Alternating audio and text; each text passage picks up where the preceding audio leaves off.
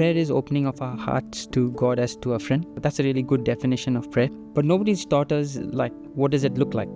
When we open our hearts and we say something, how do I hear God back? One of the things that has really helped me is to read the Bible as well, because reading the Bible is the twin sister of prayer.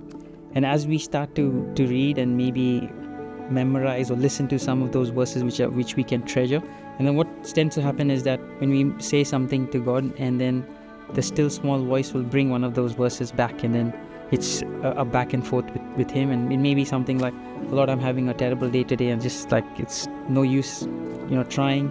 And then the thought might come, I can do all things through Christ who strengthens me. That's where God is talking to me back, and He's saying to me, yeah, you can go through it, and I can strengthen you to go through this. Maybe sometimes I think like, oh, there's no hope of anything, of trying this, even what's my future going to look like? And then Jeremiah 29:11 might show up, and God might speak to me through that, saying, I have plans for you, plans to prosper you, to give you hope, to give you a future. As we do that, as we spend time in His Word, as we spend time talking to Him, we start to recognize His voice as we open up to Him and for different things that we go through.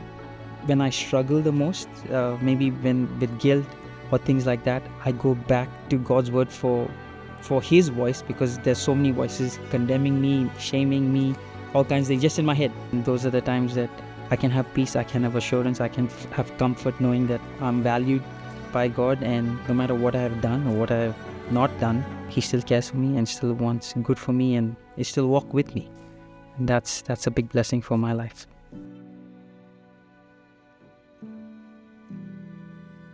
I'm Russ. I believe in the power of prayer, and we invite you to join us as we learn to connect with God in prayer.